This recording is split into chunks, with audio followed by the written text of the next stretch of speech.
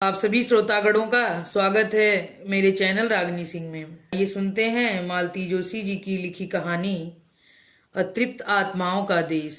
तो चलिए शुरू करते हैं कहानी अतृप्त आत्माओं का देश। मंदिर की सुमधुर घंटियां लगातार बजती ही जा रही थीं। कौन सा मंदिर था पता नहीं। देवता की मूर्ति भी पहचान में नहीं आ रही थी।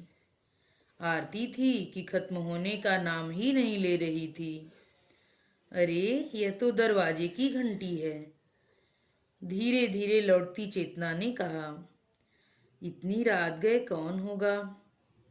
फिर एहसास हुआ यह तो सिरहाने रखा फोन घनघना रहा है। रिसीवर उठाते हुए बगल में रखी घड़ी पर नजर डाली। 2:45 बज रहे थे। मेरा दिल बुरी तरह से धड़क रहा था। कांपती आवाज में पूछा, कौन? भाभी, मैं छाया बोल रही हूँ। छाया? मेरी तो धड़कन ही रुक गई। सब खैरियत तो है? सब समाप्त हो गया भाभी, आप बस आ जाओ। उसने सपाट स्वर में कहा। रिसीवर मेरे हाथ से छूट गया। उसे उठाकर यथास्थान रखते हुए इन्होंने कहा, चलें?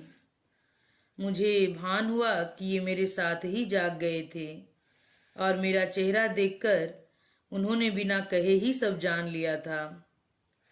हम दोनों ने पैरों में चप्पल डाली, कंधे पर शाल डाला और रात के कपड़ों में ही चल पड़े। जाना कहाँ था। अपना दरवाजा खोलते ही सामने छाया का दरवाजा था। छाया हम लोगों की प्रतीक्षा में दरवाजे पर ही खड़ी थी। चुपचाप हमें भीतर बेडरूम में लिवा ले गई। यह डॉक्टर कुमार का शरीर निस्पंद निष्प्राण पड़ा हुआ था। सारे कष्ट, सारी यंत्रणाएं समाप्त हो जाने के कारण उनका चेहरा पहले का सा शांत और सौम्य नजर आ रहा था। डॉक्टर नाडकर्णी को फोन कर लेते हैं, इन्होंने कहा। किस लिए? अपना सेटिस्फेक्शन हो जाता। भाई साहब, आप ये किसको बहलाने की कोशिश कर रहे हैं? मैंने प्रतिपल निकट आती मृत्यु की हर पदचाप सुनी है, इसलिए मुझे कोई मुगालता नहीं है। मुझ में सत्य को स्वीकार करने का साहस है, इसीलिए मैं अब आधी रात को और किसी को तकलीफ देना नहीं चाहती।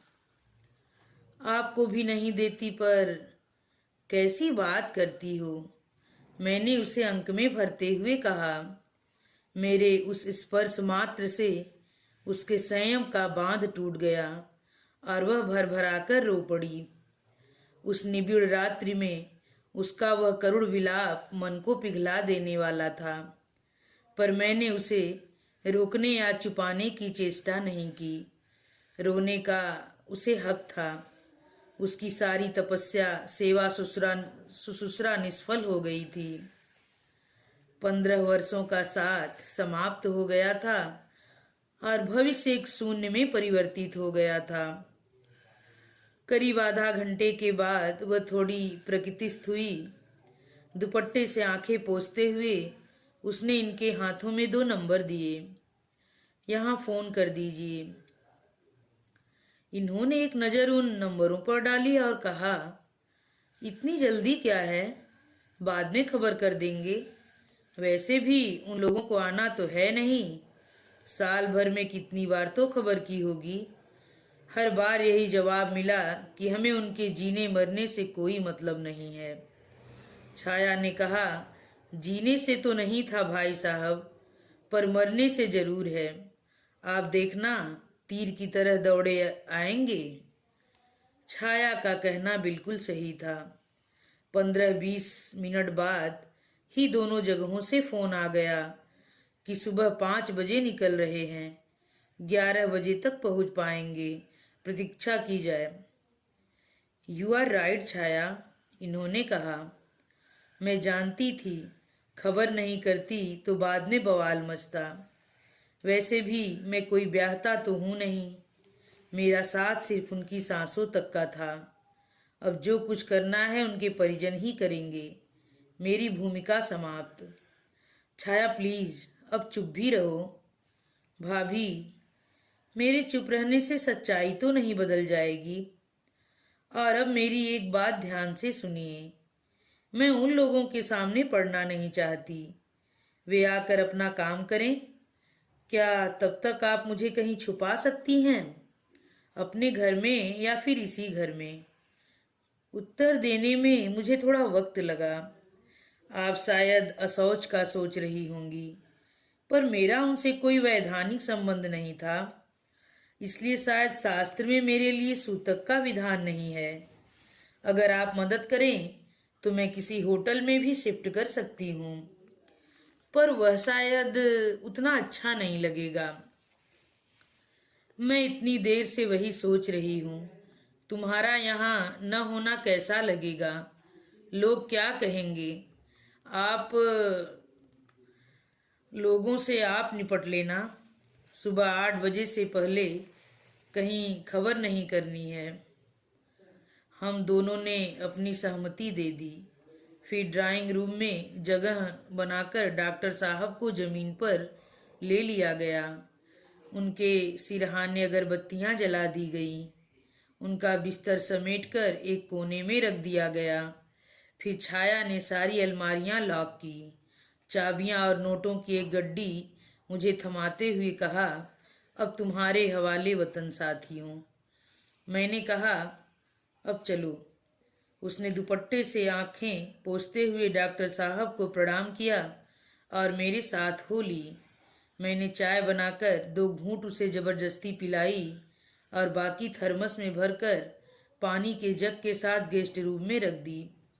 वहां उसकी सारी व्यवस्था करके एक ताला गेस्ट रूम में डाला और एक अपने घर पर, और हम दोनों डॉक्टर साहब के सिरहाने आकर बैठ गए। 8 बजे से इन्होंने फ़ोन करना शुरू कर दिया और 9 बजते बजते पूरा हॉल भर गया। पार्किंग में गाड़ियों की कतार लग गई। दोनों के सहयोगी, विद्यार्थी, परिचित, पड़ोसी, सबको तो आना ही था। छाया की रहस्यमयी अनुपस्थिति सबको चौंका रही थी। मुझ पर प्रश्नों की बौछार हो रही थी। इतनी देर में हम लोगों ने एक उत्तर गढ़ लिया था और उसे ही दोहरा रहे थे। वह यह कि कल रात आघात के मारे वह बेहोश हो गई थी। उसे नर्सिंग होम में भर्ती करा दिया है, जहां विश्वस्त उसकी देखभाल कर रहे हैं। जानबूझकर उसे इस माहौल से दूर रखा गया है और नींद का इंजेक्शन देकर सुला दिया है। उटपटांग कारण बताने से यह ज्यादा युक्ति संगत था। लगभग 10-11 बजे तक सारी तैयारी पूरी हो चुकी थी कि नीचे 2 गाड़ियां आकर रुकी। 4-5 लोग थे, 2 युवक, 1 युवती, एक प्रौढ़ सज्जन और एक प्रौढ़ महिला। उन्होंने पहले पता पूछा और फिर चढ़ाव चढ़ना शुरू किया। महिला ने सीढ़ियां चढ़ते हुए रोना शुरू किया। हल्के क्रंदन से शुरू हुआ यह विलाप ऊपर आते आते हाहाकार में बदल चुका था। वे आक्रोश करते हुए छाया को ऐसे ऐसे विशेषणों से नवाज रही थीं कि सुनने वालों के कान झंझना उठे थे। छाया को शायद इसका पूर्वाभास रहा होगा, तभी उसने यह पेशकश की होगी। इस समय उसका वहां न होना मुझे बड़ा अच्छा लग रहा था। कहाँ है वह जादूगरनी? जरा सामने तो आए। वह दहाड़ी। अब मुझसे रहा नहीं गया। उनके कंधे पर हाथ रखकर मैंने कहा, बहन, आप यहाँ अपने पति के अंतिम दर्शन करने आई हैं। पहले वह कर लीजिए। नीचे सारी तैयारी हो चुकी है। आप लोगों की ही प्रतीक्षा थी।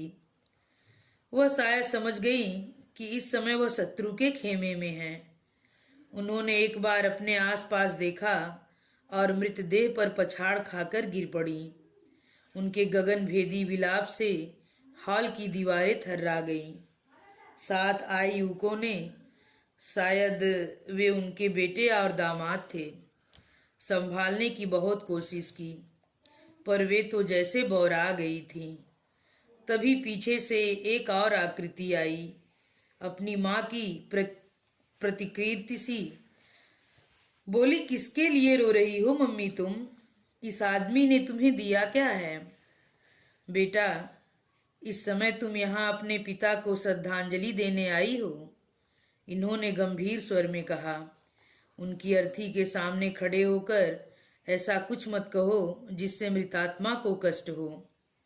I don't care. जब उन्होंने हमारे सुख दुख की परवाह नहीं की तो मैं क्या करूं? मुझे तो उन्हें पिता कहते ही शर्म आती है। तो फिर शर्मसार होने के लिए यहाँ आने की जरूरत नहीं थी। तुम्हारे भाई का आना काफी था। इस बार इनका स्वर जरा तल्ख था।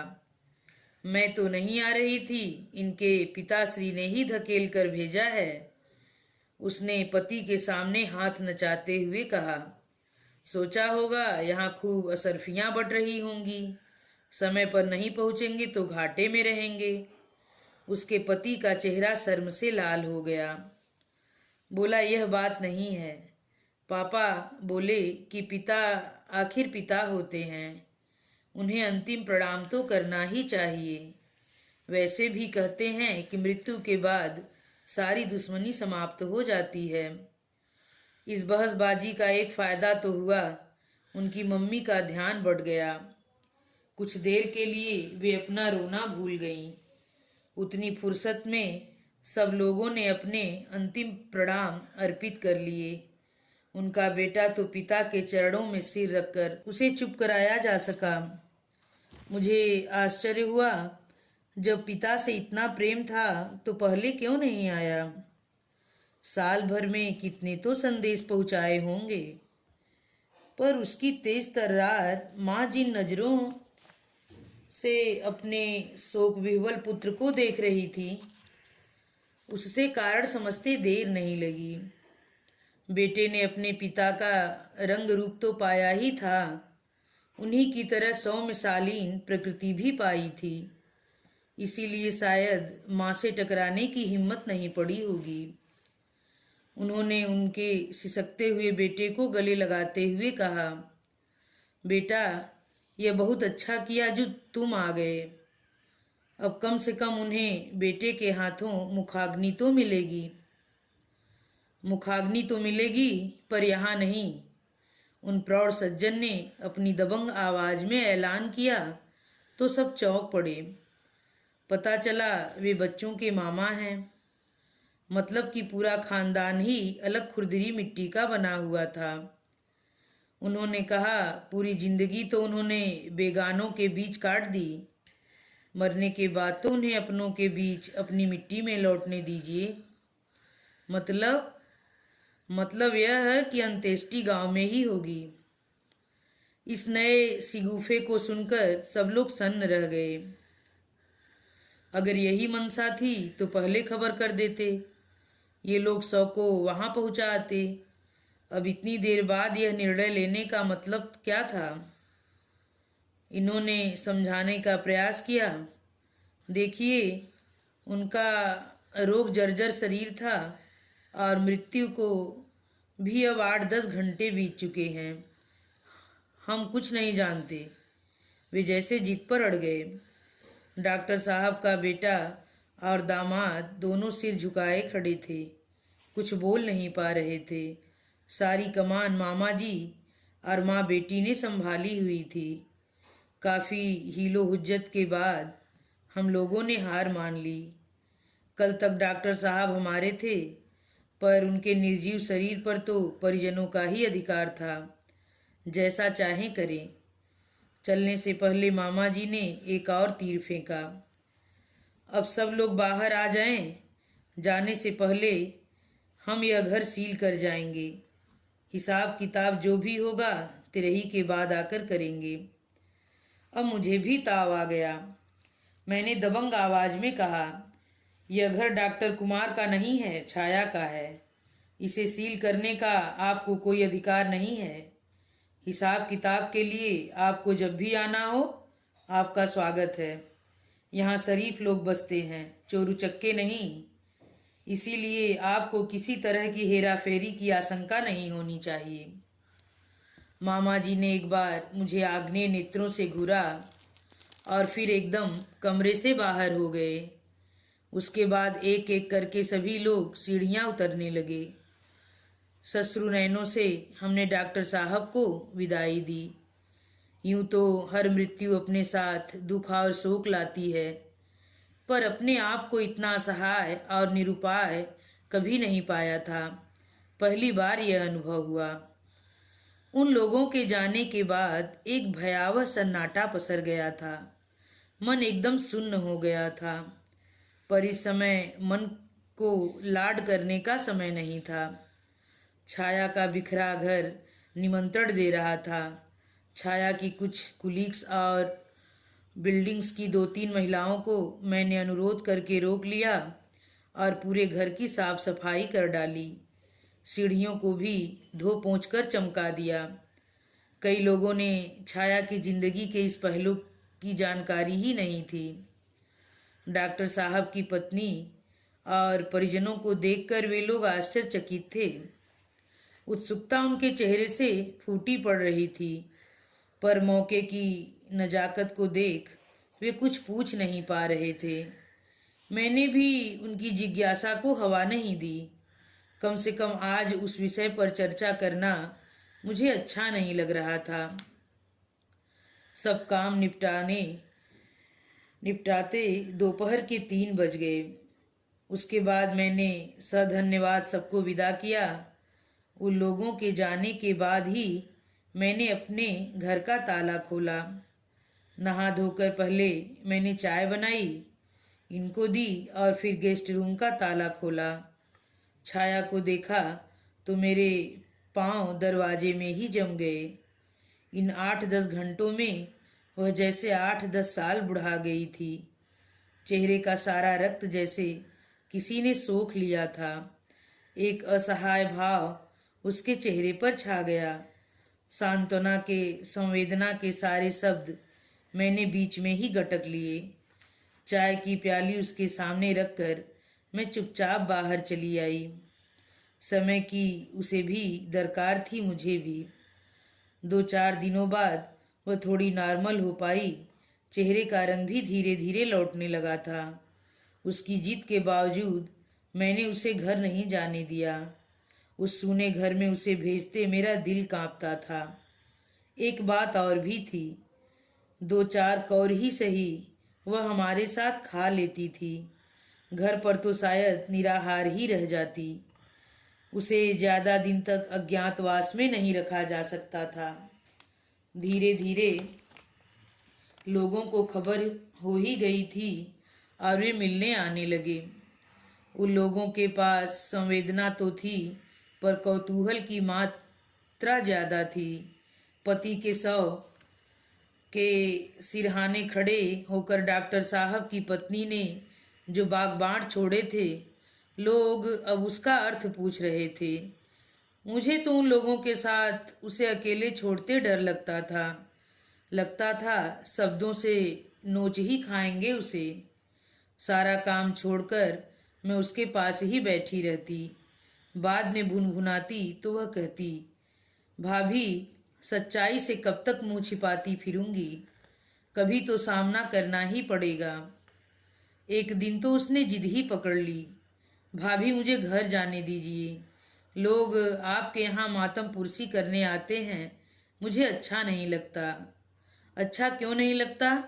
क्या यह तुम्हारा घर नहीं है? इस घर को कैसे नकार सकती हूँ भाभी? यही घर, एक यही रिश्ता तो बचा रह गया, बाकी तो सब बेमानी हो गए हैं। उसने एक उसास के साथ कहा। वह ठीक कह रही थी। उसके मना करने के बावजूद हमने उसके परिजनों को खबर कर दी थी। सोचा था दुख की इन घड़ियों में अपना कोई साथ रहेगा तो उसे अच्छा लगेगा। उसका इकलौता भाई ऑस्ट्रेलिया में है। उसने कहा कि वह अगले महीने आएगा। अगर वह साथ आना चाहे तो पासपोर्ट वगैरह तैयार कर ले, क्योंकि समय कम होगा। बड़ी बहन कलकत्ता और छोटी बेंगलोर में थी। वैसे तो उन लोगों ने संबंध तोड़ ही लिए थे, पर मुझसे फ़ोन पर इतना ज़रूर कहा कि उससे कहिए कुछ दिनों के लिए यहाँ आ जाए, मन बहल जाएगा।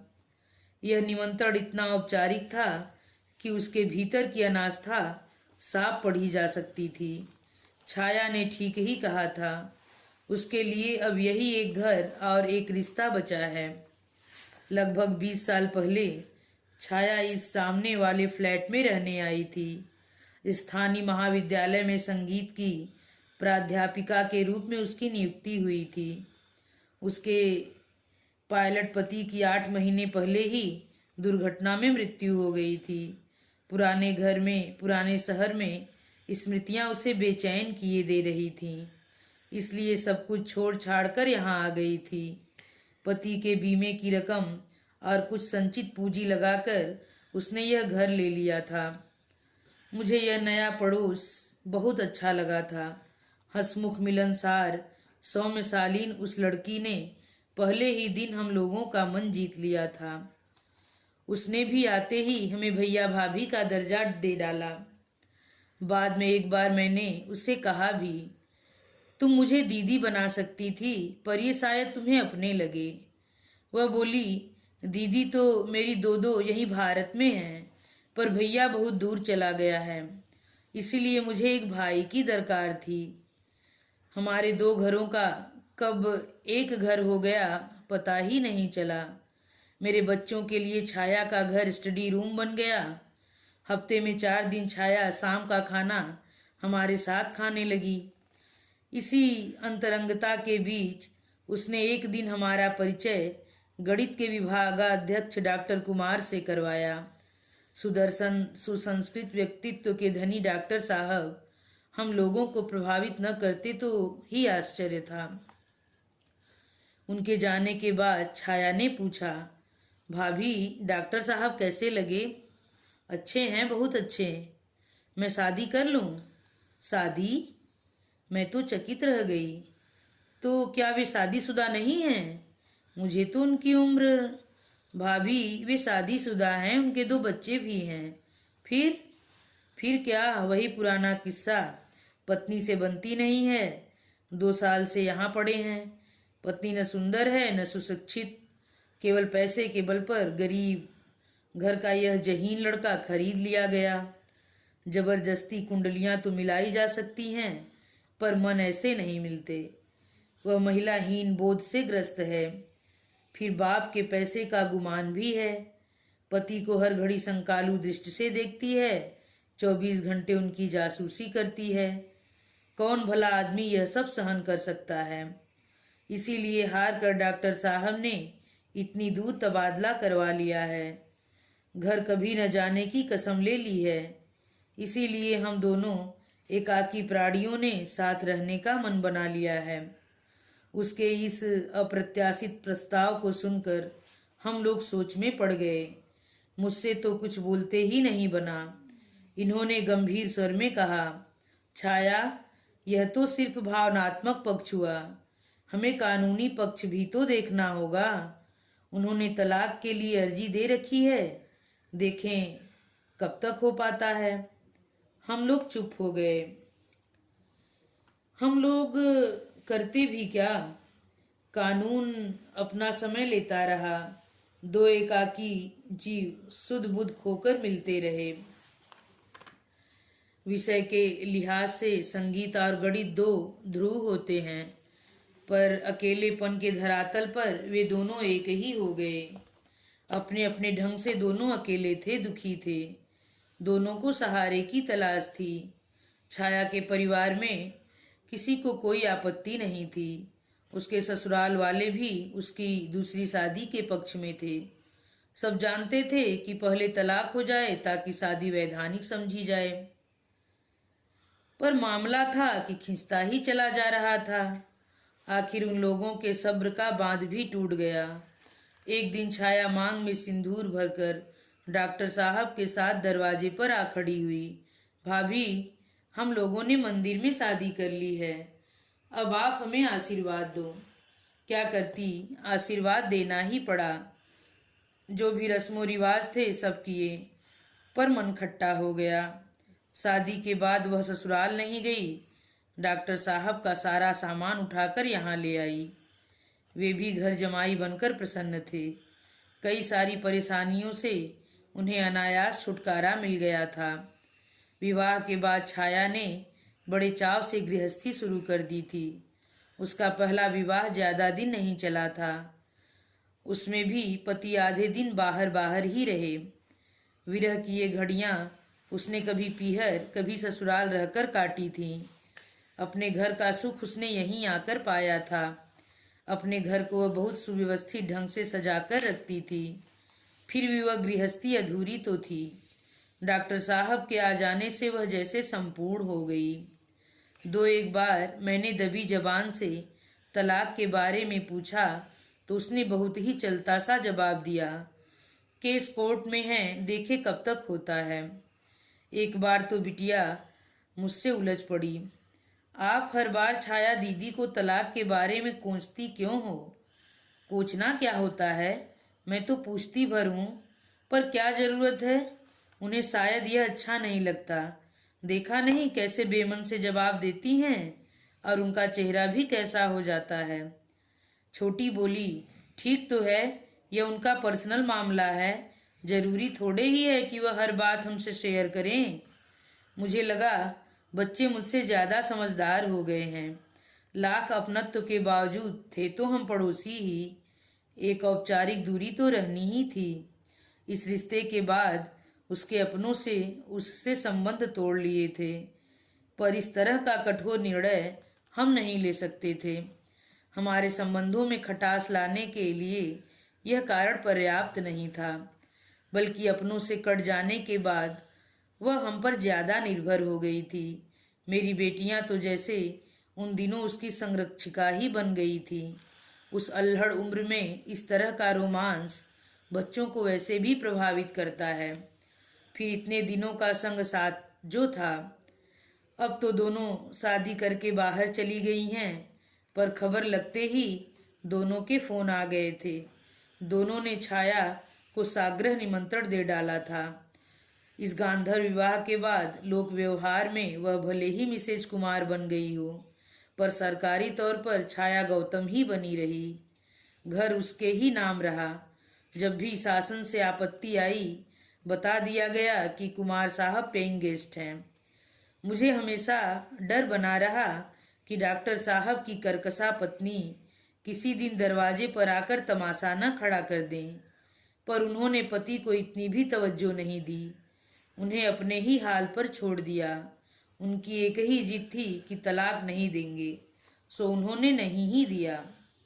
पिछले वर्ष डॉक्टर साहब गंभीर रूप से बीमार हुए। फेफड़े का कैंसर बताया गया। अत्यधिक सिगरेट पीने का परिणाम था यह। अपने एकाकी क्षणों में उन्होंने जो सिगरेट पकड़ी थी, वह छाया का साथ पाकर भी नहीं छूट पाई। छाया शायद साधिकार उनसे छोड़ने के लिए कह भी नहीं सकी। बीमारी के दौरान उनका मन बार बार बच्चों को देखने को हो रहा था। छाया ने 2-3 बार फोन किया, एक आध बार हमसे भी करवाया। हर बार यही उत्तर मिला, अब हमें उनके जीने मरने से कोई मतलब नहीं है, कृपया परेशान न करें। पूरा 1 साल छाया ने सेवा की, साधना की पराकाष्ठा कर दी, अकेले सारा खर्च उठाया। घर और अस्पताल के बीच झूलती उस जिंदगी को ढाढ़स बंधाती रही, ताकत देती रही। एक अदम्य साहस और निष्ठा से वह इस हारी हुई बाजी को खेलती रही, और जब सब कुछ समाप्त हो गया तो उसने अत्यंत निष्प्रियता के साथ कमान औरों के हाथ सौंप दी। 5-7 दिन बीते होंगे कि एक दिन अचानक सिद्धू आकर खड़ा हुआ। सिद्धू यानी कि सिद्धार्थ, कॉलेज बस के ड्राइवर मोतीराम के इस लड़के को डॉक्टर साहब और छाया ने तराश कर सिद्धार्थ बना दिया था। 5वीं बोर्ड में पूरे जिले में प्रथम आने वाले इस लड़के को इन दोनों ने जैसे गोद ले लिया था। कह दिया कि आज से इसकी पढ़ाई का जिम्मा हमारा, जब तक पढ़ेगा हम पढ़ाएंगे। उसे उन्होंने सारी सुविधाएं दी। अपना घर, अपनी लाइब्रेरी उन्होंने उसके लिए खोल दिए। वह जब चाहे आ सकता था, पढ़ सकता था। लड़का ज़हीन था, बी आसानी से कर गया। फिर आगे की पढ़ाई के लिए यूएसए गया तो वहीं का होकर रह गया। डॉक्टर साहब को यह अच्छा नहीं लगा था। बोले, अगर हर बुद्धिमान व्यक्ति इसी तरह देश छोड़कर चला जाएगा तो देश का उद्धार कैसे होगा। सिद्धार्थ का तर्क था, सर यहाँ जब तक रहूँगा मोतीराम ड्राइवर का लड़का ही कहलाऊंगा। मेरी सारी डिग्रियां उपलब्धियां इस परिचय के नीचे दब जाएंगी, कभी उभर कर सामने नहीं आएंगी। इससे तो अच्छा है कि बाहर रहकर पैसा और नाम कमाऊं, अपने घर परिवार को, देश को ऊपर उठाऊं। और उसने सचमुच अपने परिवार की काया पलट कर दी। मकान पक्का बनवा दिया था, बहन की अच्छे घर में शादी कर दी थी, दोनों छोटे भाइयों को पढ़ा रहा था, दोनों इंजीनियरिंग कर रहे थे। और छाया बता रही थी कि कॉलेज में भी एक विद्यार्थी का पूरा खर्च वह उठा रहा था। अपने उपकारकर्ताओं को भी वह भूला नहीं था। अपने माँ बाप से पहले उसने इन लोगों को टिकट देकर अपने पास बुलाया था। डॉक्टर साहब की बीमारी में हर हफ्ते उसका फोन आ जाता था। वह खुद भी एक बार आया था, जिद की थी कि मेरे साथ चले चलिए, वहाँ अच्छे से अच्छा इलाज हो जाएगा। पर डॉक्टर साहब नहीं माने। वे इस रोग की परिणति जानते थे। बोले, बेकार पैसे फूकने से क्या लाभ है। पिता से इस दुर्घटना की खबर पाते ही वह दौड़ा आया था और इस कदर फूट फूट कर रोया था कि देखने वालों की आंखों में आंसू आ गए थे।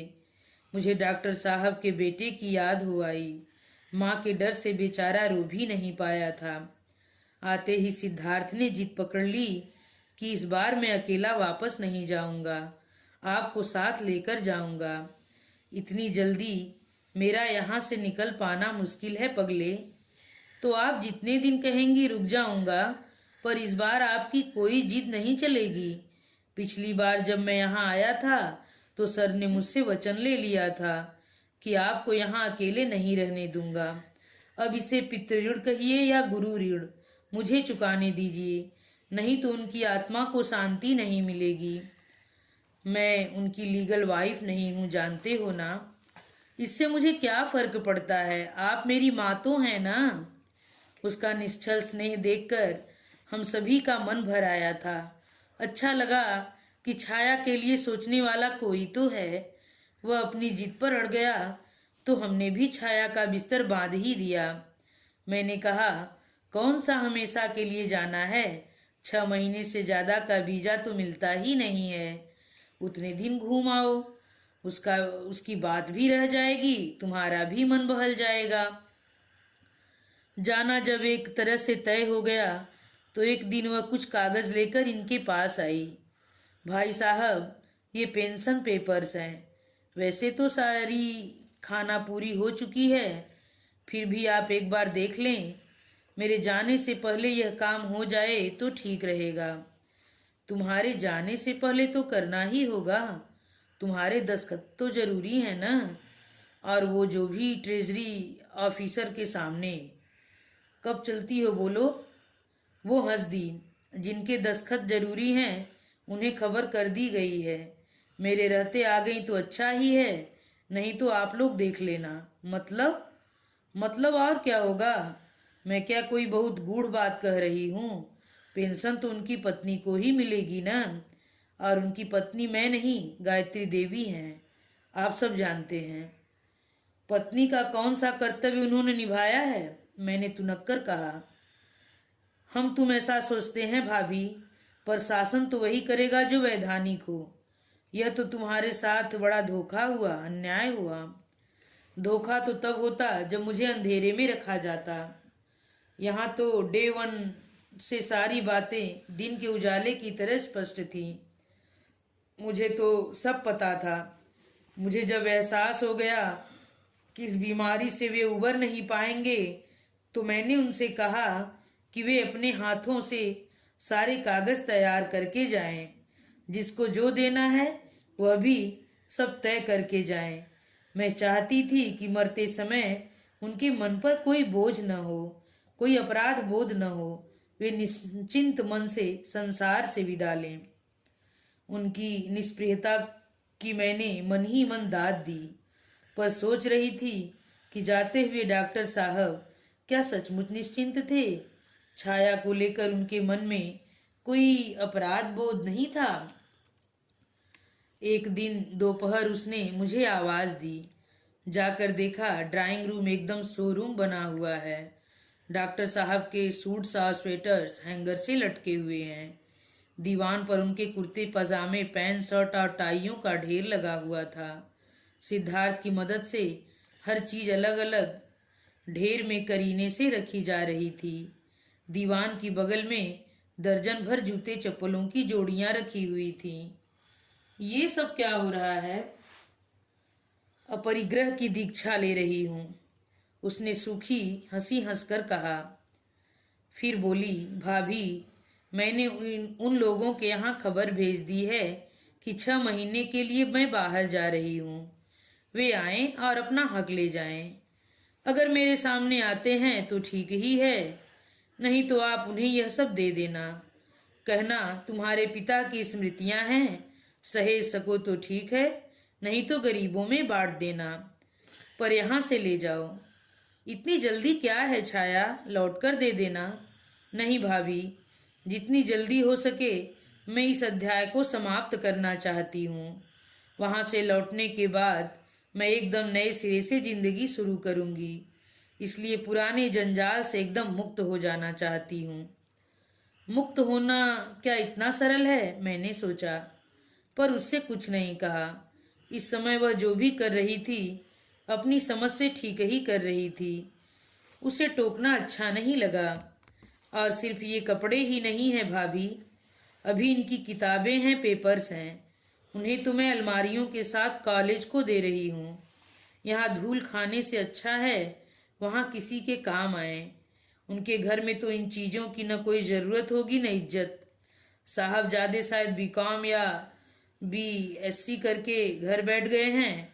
पीईटी के समय इन्होंने कहलवाया था कि यहाँ भेज दो, यहाँ अच्छे से अच्छे कोचिंग क्लासेस हैं, पर उनकी माताश्री नहीं मानी। बाद में भी संदेश भेजा था कि जिस कॉलेज में चाहो एडमिशन ले लो, डोनेशन की व्यवस्था हो जाएगी, पर जवाब आया कि हमें किसी का एहसान नहीं चाहिए। लक्ष्मी और सरस्वती हर किसी पर कृपा नहीं करती, वह तो भाग्य में ही लिखा कर लाना पड़ता है। इसमें भाग्य कहाँ से आ गया भाभी, यह तो जिद है। इसी जिद ने बच्चे का भविष्य बर्बाद कर दिया। सिद्धार्थ सामान समेटते हुए पास ही बैठा हमारी बातें सुन रहा था।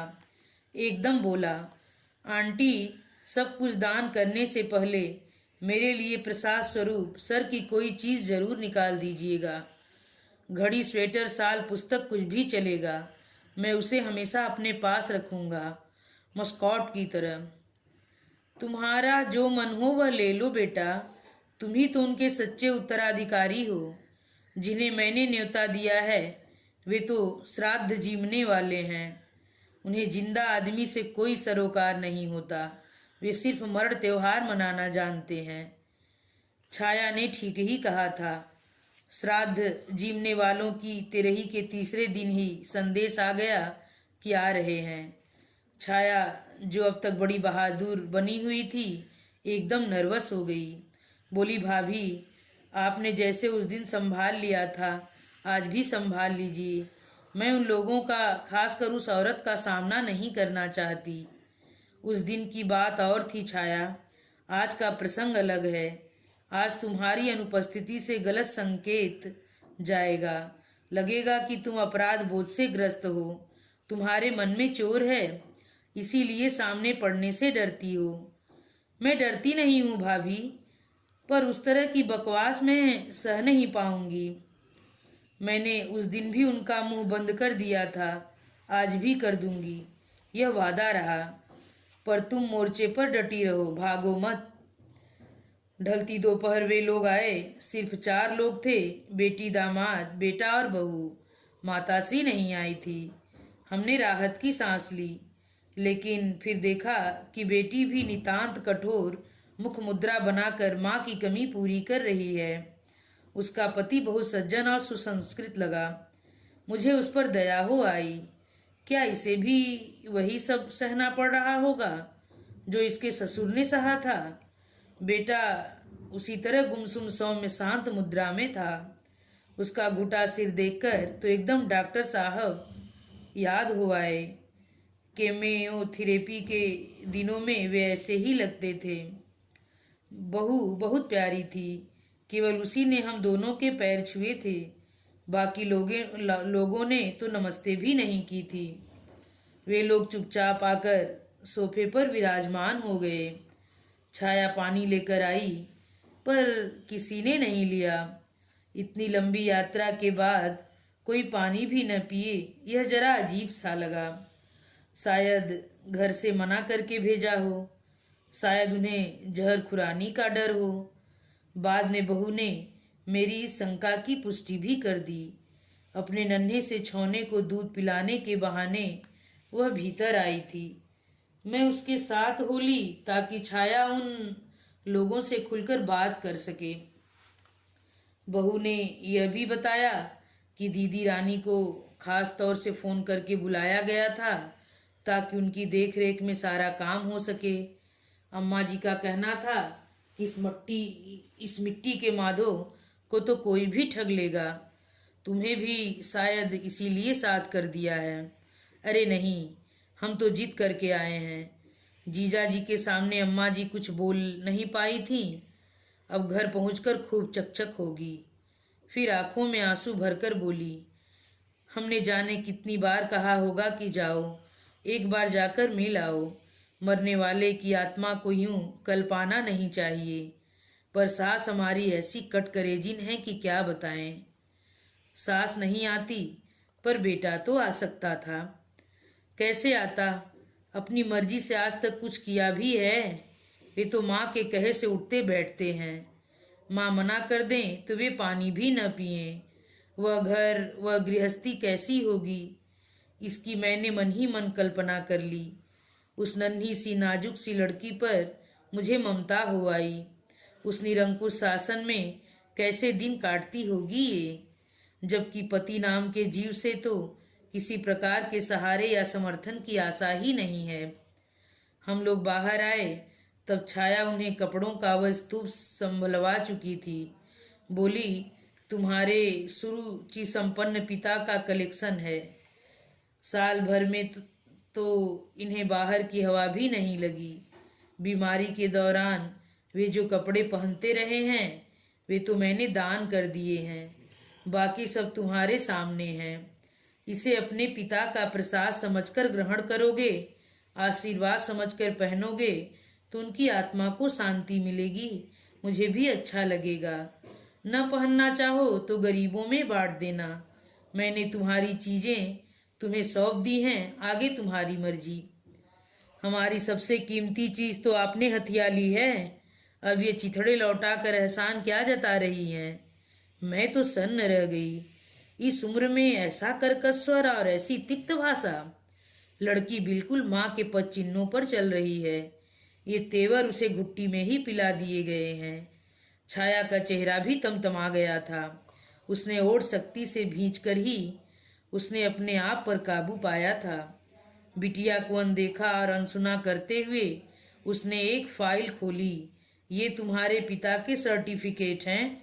तुम्हें तो पता ही होगा, हर कक्षा में वे प्रथम आते रहे हैं। केवल हायर सेकेंडरी बोर्ड में वे 5वें नंबर पर थे, लेकिन 5वीं 8वीं दोनों बोर्ड परीक्षाओं में वे अव्वल रहे हैं। बीएससी और एमएससी में तो उन्हें गोल्ड मेडल मिला था। उनकी सारी डिग्रियां, सारे सर्टिफिकेट्स इस फाइल में हैं। उनकी पीएचडी की उपाधि मैंने अलग से फ्रेम कर रखी थी, वह भी दे रही हूँ। यह फाइल मैं आज ही लॉकर से लेकर आई हूँ। मुझे उम्मीद है तुम भी इसे एहतियात के साथ रखोगे। कल को तुम्हारे बच्चे बड़े हो जाएंगे तो उन्हें दिखा सकोगे कि उनके दादाजी कितने विद्वान थे। आलोक ने धीरे से हाथ बढ़ाकर वह फाइल ले ली। उसे गोद में रखकर वह उस पर हौले हौले हाथ फेरता रहा। मुझे देखकर अच्छा लगा। समझ गई कि बर्फ धीरे धीरे पिघल रही है। उसके बाद छाया ने लाल मखमल की एक थैली निकाली। ये रहे दोनों गोल्ड मेडल्स। इसमें और भी छोटे मोटे तमगे हैं, पर खास तो ये दो ही हैं। और ये उनकी दो अंगूठियां और चेन हैं। ये तीनों चीज़ें वे हमेशा पहनते थे। ये सोने के बटन हैं और उनका चांदी का सिगरेट केस। उसने वह सारा सामान फिर से थैली में डालकर उसका मुंह बंद किया और बहू को पकड़ाते हुए बोली, बहू रानी, लो संभालो, ये तुम्हारे ससुर की अमानत है, इसे जतन से रखना। बहू ने दोनों हाथों की अंजुरी बनाकर वह थैली ग्रहण की, श्रद्धा भाव से उसे माथे से छुआया और जतन से पर्स में रख लिया। उसका यह व्यवहार ही बता रहा था कि वह कितने संस्कारवान घर से आई है। छाया फिर एक बार उठी और उसने अलमारी से एक डिब्बा निकाला। दामाद जी, आपका नाम तो मैं अब तक जान ही नहीं पाई। वैसे तो सचिंद्र है मेरा नाम, पर सब लोग सचिन ही कहते हैं।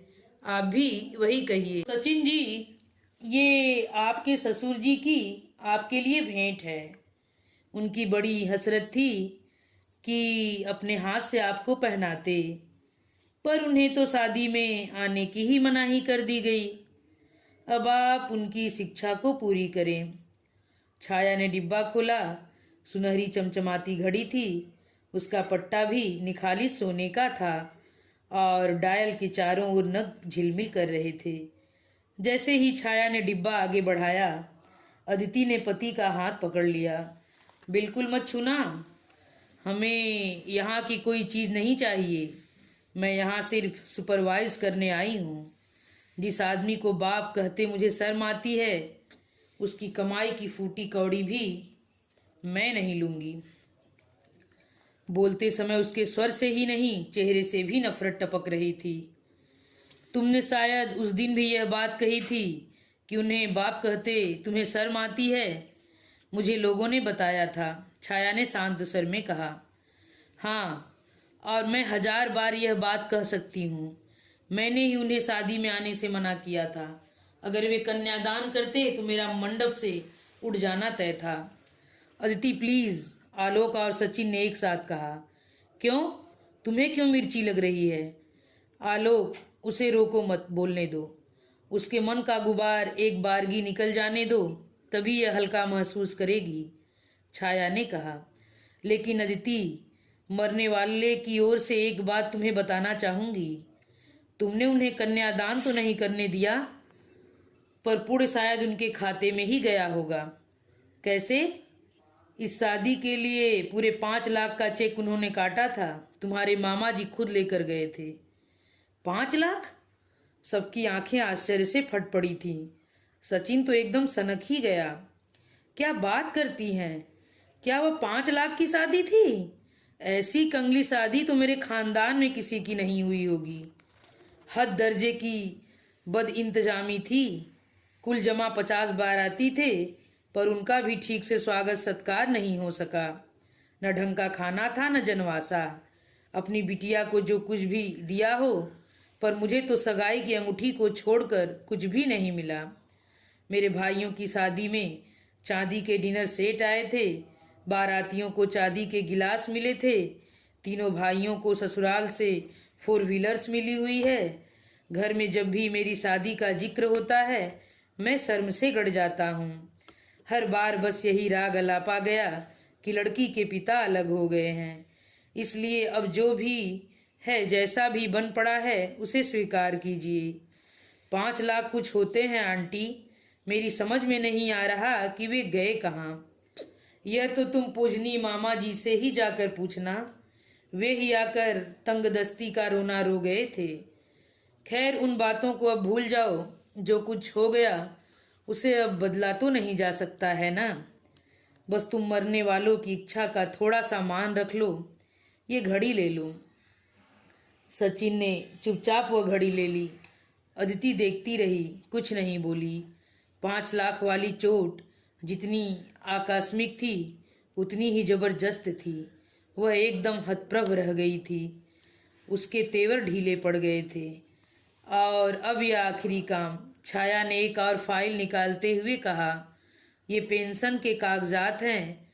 सारी फॉर्मेलिटीज हो चुकी हैं। तुम्हारी माँ के हस्ताक्षर बहुत जरूरी हैं। वे भी ट्रेजरी ऑफिसर के सामने करने होंगे। जब भी वे आना चाहें उन्हें ले आना। घर की चाबी भाभी के पास रहेगी। तुम लोग चाहो तो निसंकोच यहाँ रुक सकते हो। और यह तुम्हारे पापा की पासबुक है। 2-3 बैंक्स में खाते हैं। उन्हें चाहो तो तुम अपने नाम करा लो या मम्मी के। और हाँ, सेंट्रल बैंक वाली पासबुक में तुम्हें 5 लाख के चेक का हवाला मिल जाएगा। एक बात और कहना चाहूंगी, फिर कभी शायद कहने का मौका न मिले। वह यह है कि एक बात अच्छी तरह समझ लो कि मैंने तुम्हारे पापा को नहीं छीना था। जब मेरी उनसे मुलाकात हुई, उन्हें घर छोड़े 2 साल हो गए थे। ये अकेलापन ही था जो हम लोगों को पास खींच लाया था। मेरा अकेलापन विधाता की देन थी, पर उन्हें तो उनके अपनों ने ही यह दर्द दिया था। दोष किसका था, इसकी चर्चा करने का कोई फायदा नहीं है, न हमें वह अधिकार है। पर ऐसे मामलों में नुकसान हमेशा बच्चों का होता है। माँ बाप की गलतियों का खामियाजा बच्चे ही भुगतते हैं। तुमने भी उसे भुगता है। इस असहज वातावरण में पलने के कारण ही अदिति इतनी गुस्सैल है। और आलोक, तुम इतने अबोले हो। कच्ची उम्र में तुमने सिर्फ अपने पापा को ही नहीं खोया, बल्कि उसके साथ बहुत कुछ खो दिया। जिस पर तुम्हारा हक था, जो तुम्हें आसानी से प्राप्त हो सकता था, वह भी तुम्हें नहीं मिल सका। नदी किनारे तुम प्यासे रह गए। तुम्हारे पिता के पास ज्ञान का अथाह भंडार था। कितने लोग उनकी छांव में बैठकर तर गए, पर तुम्हारी झोली खाली ही रह गई। यह भाग्य की विडंबना ही तो है। उनके मन में स्नेह का अक्षय उत्स था, जो वो जिस जिस पर लुटाते रहे। यह उन्हीं के पुण्यों का फल है जो इस दुख की घड़ी में मेरे साथ कितने लोग हैं। यह पागल लड़का सिद्धार्थ, इसे मैंने जन्म नहीं दिया, पर मुझे विश्वास है कि यह जीवन के अंतिम क्षण तक मेरी सेवा करेगा। वह तो डॉक्टर साहब को भी इलाज के लिए ले जाना चाहता था, पर वे गए ही नहीं। शायद उनके मन में तुम लोगों को देखने की हसरत रही होगी, जो पूरी नहीं हो सकी। मैंने देखा सबकी आंखें भीग रही हैं। यह सोचकर अच्छा लगा कि जाने वाले को 2 बूंद आंसुओं का अर्घ्य तो मिला। इस बीच में चाय भी बनाकर ले आई थी, जो सबने चुपचाप ले ली। इस बार कोई विकल्प मन में नहीं उठा। वे लोग जाने के लिए उठ खड़े हुए। आलोक ने प्रणाम किया। उसकी बहू तो फफक कर रो ही पड़ी थी। छाया ने अंक में भरकर उसे सांत्वना दी थी। वे लोग चलने लगे तो छाया को पता नहीं क्या सूझी। 1 मिनट, उसने सबको रुकने का इशारा किया। फिर इससे पहले कि सचिन कुछ समझ पाता, ड्रायर से कार की चाबियां निकालकर उसे थमा दी। सचिन, तुम्हारे तीनों भाइयों को ससुराल से गाड़ियां मिली हैं, तो तुम्हें भी मिलनी चाहिए। तुम्हारे ससुर भी राजा आदमी थे। हाँ, गाड़ी जरा पुरानी जरूर है, हमारी तरह। बेचारा सचिन शर्म से लाल हो गया। ये आप क्या कह रही हैं आंटी जी? मेरा मतलब यह नहीं था। मैं तो खुद अपनी गाड़ी लाया हूँ। तुम्हारा मतलब जो भी रहा हो, मेरा मतलब बिल्कुल साफ है। अब मैं 6 महीने बाहर रहूंगी तो गाड़ी गैरेज में पड़े पड़े जाम हो जाएगी। इससे अच्छा है थोड़ी बहुत चलती रहे। लौट कर जब जरूरत होगी मांग लूंगी। जब सब लोग चले गए तो घर एकदम खाली खाली सा लगने लगा। माहौल में एक वीरानगी सी छा गई। मैंने कहा, छाया, यह तुमने क्या किया? एकदम पूरा घर ही लुटा दिया। अपने लिए कुछ तो रख लेती। क्या तुम्हें कोई स्मृति चिन्ह नहीं चाहिए? मुझे क्या जरूरत है भाभी? मेरे पास तो भरे पूरे 15 साल हैं। उन्हें तो मुझसे कोई नहीं छीन सकता। इन बेचारों के पास तो कुछ भी नहीं है ना। इसी से मन बहला लेंगे। वह शायद ठीक ही कह रही थी। और इन्हीं अंतिम शब्दों के साथ यह कहानी यहीं पे समाप्त होती है।